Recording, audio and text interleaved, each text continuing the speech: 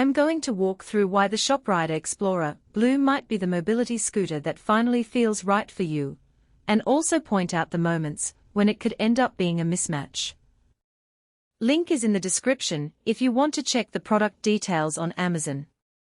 When you're shopping for a scooter, you've probably seen a lot of glossy ads that promise effortless freedom, but leave out the everyday trade-offs that matter when you're actually taking it to the grocery store or a community center. Let's cut through the hype and see if this model delivers real value for the money you'll spend.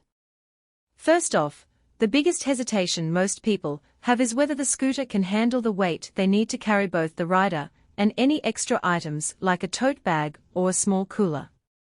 The Explorer is rated for a 250-pound capacity, which puts it comfortably in the range for most adults. But if you're on the higher end of that spectrum, you'll want to be aware that the maximum is a firm ceiling.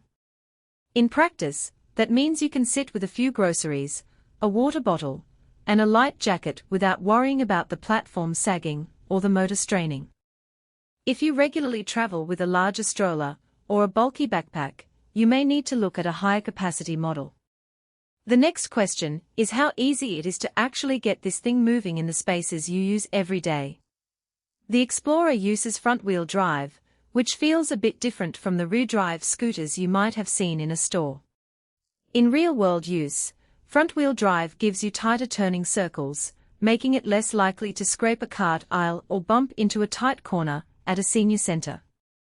I tried navigating a typical supermarket aisle, and the scooter pivoted smoothly around the corner without the kind of wiggle you sometimes get with rear-drive units. That said, because the drive wheel is at the front, you'll notice a slight pull forward when you accelerate, which can feel odd if you're used to a rear-drive layout. It's not a deal-breaker, just something to get accustomed to. One of the most practical strengths of this model is the Quickconnect battery system. The battery pack detaches easily, so you can take it into the kitchen while the scooter stays parked and still charge the pack on a regular outlet. That eliminates the need to lug the whole scooter to a wall outlet, which can be a nightmare if you live in a small apartment or have limited garage space. I tested it by swapping the pack while the scooter was parked in a hallway, the connectors lined up without any fiddly pins, and the charge indicator lit up instantly.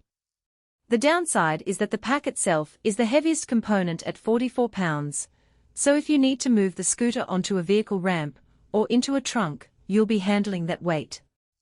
It's manageable for most, but it does add a step if you're transporting the scooter regularly.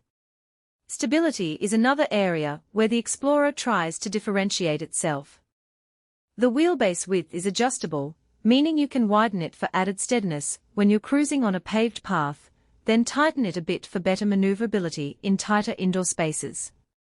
In my experience, widening the wheelbase by a couple of inches made the scooter feel rock solid on a slightly uneven sidewalk, reducing the wobble you sometimes feel on older models.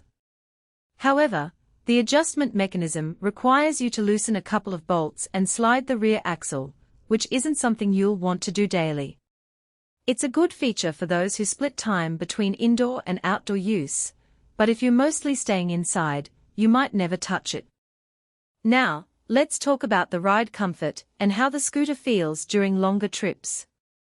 The seat is moderately padded and the footrests are positioned low enough to keep your knees at a natural angle, which helps reduce fatigue on a 30-minute outing to the park.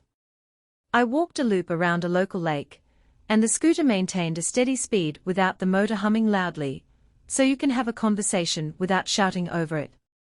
The trade-off is that the seat isn't fully reclinable, so if you're hoping to nap while you're out, you'll need to look for a model with a more lounge-oriented design.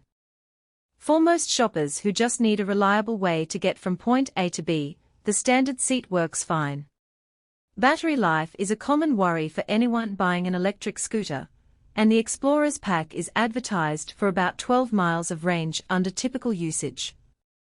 In a real-world test, I managed roughly 10.5 miles before the indicator turned amber, which is consistent with the spec when you factor in stops, turns, and the occasional incline. If your daily routine is a short trip to the pharmacy and back, you'll have more than enough juice. But if you plan on taking longer excursions, say a 20-mile ride to a community event, you'll need to factor in a recharge brake or carry a